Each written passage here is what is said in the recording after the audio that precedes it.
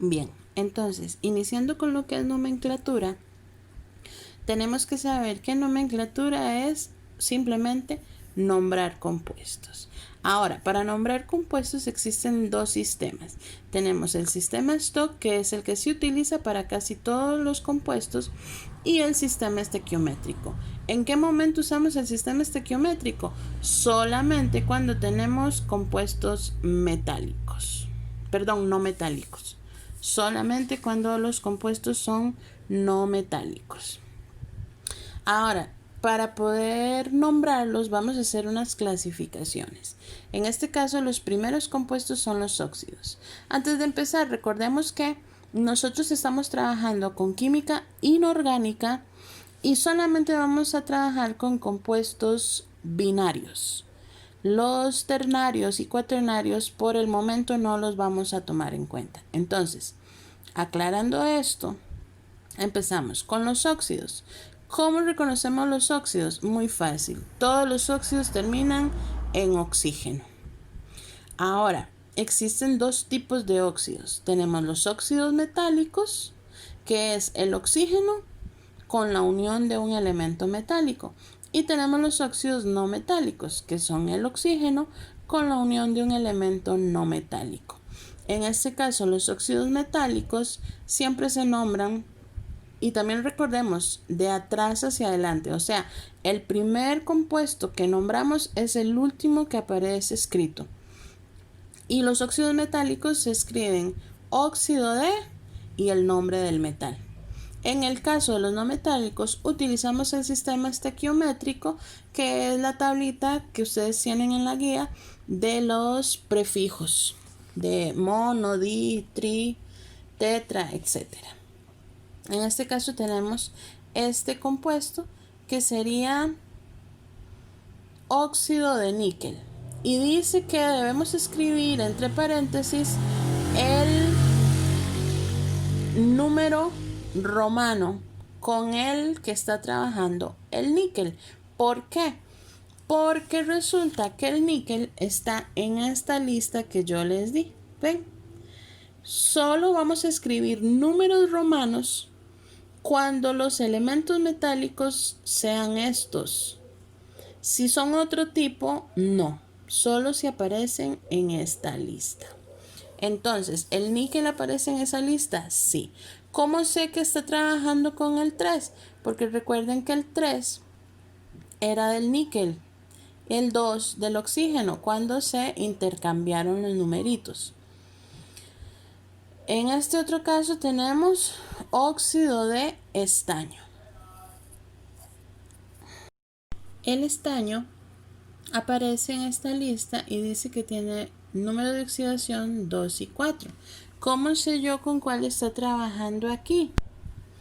Pues resulta que aquí en la fórmula ya a mí me están dando el número o el compuesto más bien simplificado en su totalidad.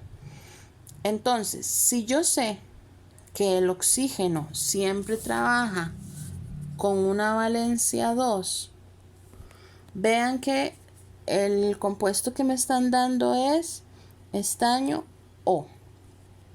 Y yo sé que el oxígeno siempre trabaja con 2. Y ese 2 debió haber estado aquí, pero no está. Eso significa que fue simplificado. Y para que en este punto tampoco haya nada, o sea que hay un 1 y un 1, entonces damos por entendido que su número inicial de estaño era un 2 también. ¿Por qué? Porque se intercambiaron, se simplificaron y no quedó nada. Entonces significa que el estaño estaba trabajando con valencia 2. Entonces en este caso sería óxido de estaño 2.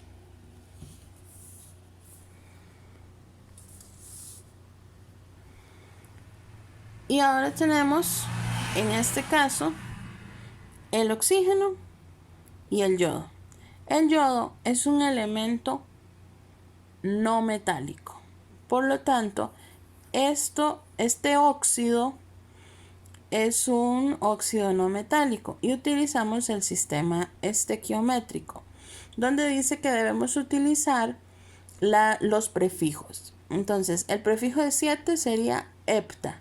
¿Hepta qué? Heptaoxígeno no, heptaóxido. Recuerden que en los óxidos la palabra o el nombre del oxígeno se cambia por la palabra óxido. Entonces sería heptóxido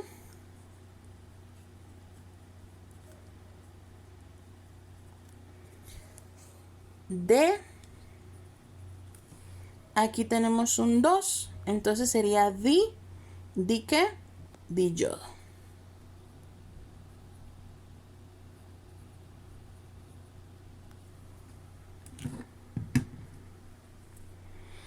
Heptóxido de diyodo. Y ahora vamos con este, que sería con el oxígeno mezclado con el cloro. El cloro es un elemento no metálico, por lo tanto se nombra también con el sistema estequiométrico. De atrás para adelante, aquí hay un 1, pero no es necesario escribir monóxido porque es sobreentendido.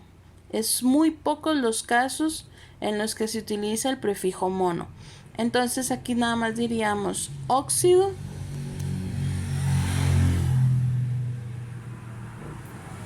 de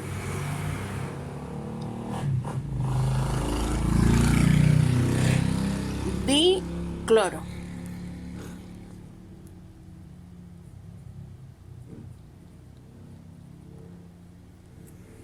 Y así quedarían nuestros óxidos nombrados. Creo que la parte más complicada de la nomenclatura son los óxidos y que ustedes recuerden los números de oxidación para poder hacer las simplificaciones. Ahora vamos con el siguiente o la siguiente clasificación, que serían las sales binarias. ¿Cómo conocemos las sales binarias? ¿Cómo las reconocemos? Las sales binarias no tienen ni oxígeno ni hidrógeno. Cualquier otro elemento menos alguno de estos dos. Aquí tenemos entonces el potasio y el flúor. ¿Cómo se nombran? Siempre de atrás para adelante. Ponemos la raíz del elemento, en este caso flúor, y le damos la terminación uro. Fluoruro de, y en este caso, potasio. En este caso, en este otro ejemplo, esto es azufre. Utilizamos la raíz de ese elemento, pero en su lengua originaria, que es el latín. Y entonces sería sulf, terminación uro, sulfuro de hierro. Como les dije antes, el hierro aparece en la lista de elementos donde hay que escribir números romanos. ¿Con qué está trabajando o con qué número está trabajando el hierro? Recuerden que este número es del hierro y este número es del azufre, porque se intercambiaron. Entonces, aquí como no están simplificados, es muy fácil reconocerlo, ¿verdad? Está trabajando con la valencia 3. Y es la que agregamos aquí. En este caso, tomamos la raíz del yodo, que sería yod, y terminación uro. Yoduro de aluminio.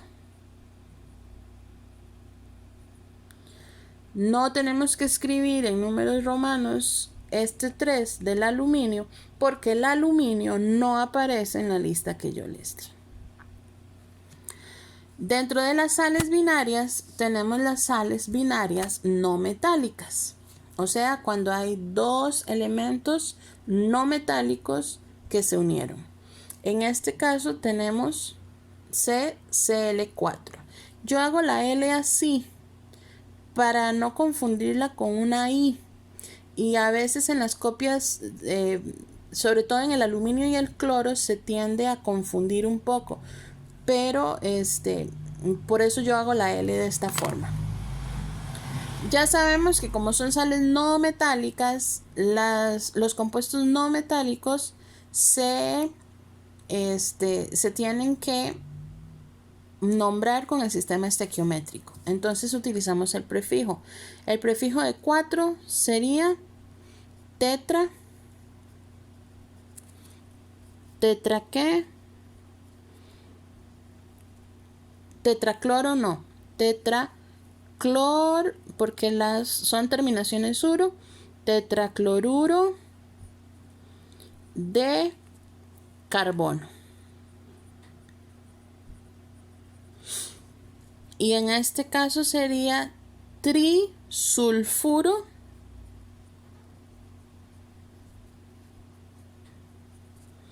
de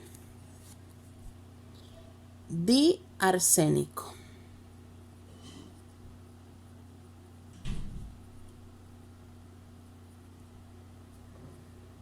Y así se nombrarían las sales binarias no metálicas.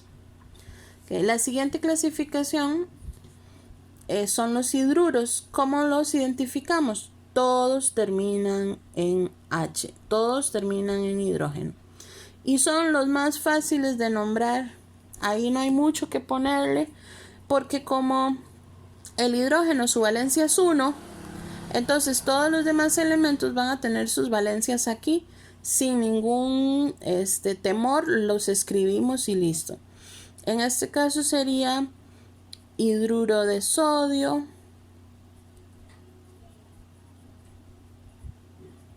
en este caso sería hidruro de calcio,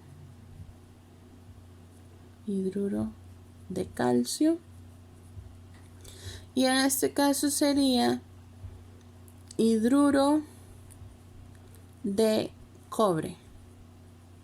El cobre está en la lista que ya les había dado, entonces este 2 ya sabemos que es del cobre, lo escribimos con números romanos entre paréntesis, así de fácil.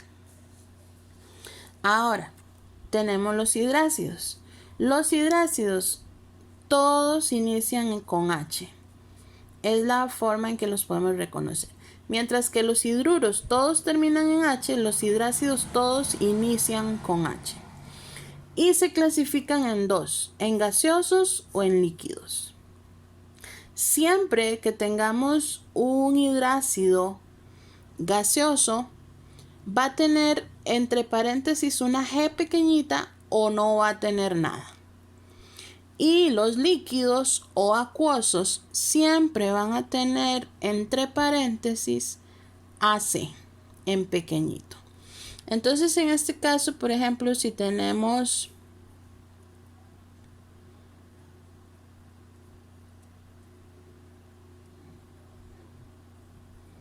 vamos a cambiar HCl o HF con una G pequeñita, esto, digamos, si no aparece nada aquí, eso nos indica que es gaseoso, o bien cuando nos aparece una G pequeñita nos indica que es gaseoso. Entonces, ¿cómo los nombramos? Como si fueran sales. ¿Cómo se nombraban las sales? Cloruro de, con la terminación uro, cloruro de hidrógeno. En este otro caso sería fluoruro de hidrógeno.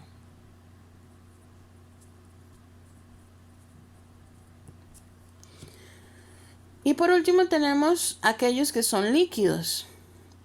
Cuando son líquidos, siempre nos van a dar la aclaración en pequeñito, AC. Vean que estoy tomando exactamente los mismos compuestos, pero que ahora les estoy indicando que son líquidos. Cuando son líquidos, Estos son los únicos en toda la nomenclatura que se nombran de adelante para atrás. Y entonces en vez de la palabra hidrógeno, la cambiamos por la palabra ácido. Ácido, y utilizamos el elemento que nos están dando aquí con la terminación hídrico. Entonces sería ácido clorhídrico.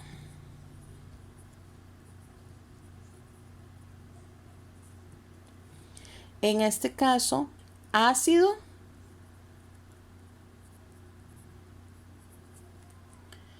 flúor,